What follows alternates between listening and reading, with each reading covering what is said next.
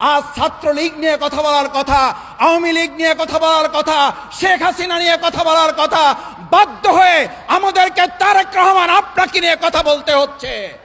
আপনি ছাত্র দলকে সামলান, আবার বলছে ছাত্র দলকে সামলান, না হলে ছাত্রলীগ যেমন আওয়ামী লীগের পতন নিশ্চিত করেছে, এই ছাত্রদল তারেক রহমান তার চেয়ে কম সময় আপনার পতন নিশ্চিত করে আপনাকে বাংলাদেশ থেকে আবার বিতাড়িত করতে বাধ্য করবে।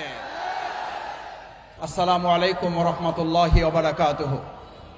সংগ্রামী ভাই এবং বন্ধুগণ, ছাত্র জনতা, বাংলাদেশ ইসলামী ছাত্র শিবিরের সাথে ছাত্র দলের প্রতিপক্ষের মূল কারণ হচ্ছে এই বিশ্ববিদ্যালয়ে তারা আগামী দিনে মেধার ভিত্তিতে পরিচালনা করবে সেটা নয়, বরং ছাত্র শিবিরের সাথে ছাত্র দলের মূল প্রতিপক্ষের কারণ হচ্ছে তারা টেন্ডারবাজি করতে চায়, ছাত্র শিবির তা করতে দিতে চায় না।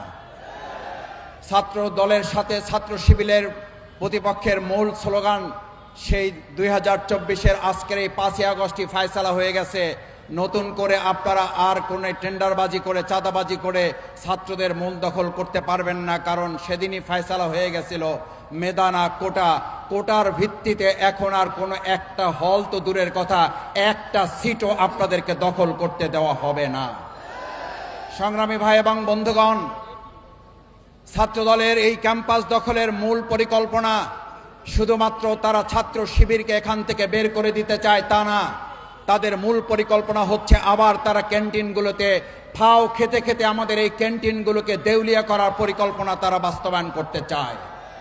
সেই জন্য আসুন, গণভোটের গণরায় বাস্তবায়নের আজকের 2024-এর 5ই আগস্ট যেদিন আমাদের বিজয় উৎসব পালন করার কথা, সেদিন ছাত্র দলের বিরুদ্ধে আজকে এখানে বক্তব্য দিতে দাঁড়াবার এটা বাংলাদেশের জন্য লজ্জার, বিএনপির জন্য লজ্জার, প্রধানমন্ত্রী তারেক রহমান আপনার জন্য লজ্জার।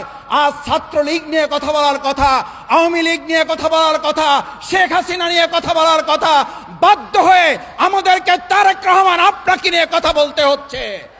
আপনি ছাত্র দলকে সামলান, আবার বলছে ছাত্র দলকে সামলান, না হলে ছাত্রলীগ যেমন আওয়ামী লীগের পতন নিশ্চিত করেছে, এই ছাত্রদল তারেক রহমান তার চেয়ে কম সময় আপনার পতন নিশ্চিত করে আপনাকে বাংলাদেশ থেকে আবার বিতাড়িত করতে বাধ্য করবে। সেই প্রত্যাশা ব্যক্ত করে আসুন, আবু সাইদ মুগ্ধ আলী রায়হানের এই বাংলাদেশ আমরা সবাই মিলে আধিপত্যবাদের বিরুদ্ধে, দখলদার চাঁদাবাজদের বিরুদ্ধে রুখে দাঁড়াবো, সেই প্রত্যাশা ব্যক্ত করে আমার বক্তব্য শেষ করছি। আল্লাহ হাফেজ। বাংলাদেশ জিন্দাবাদ, বাংলাদেশ ইসলামী ছাত্র শিবির জিন্দাবাদ।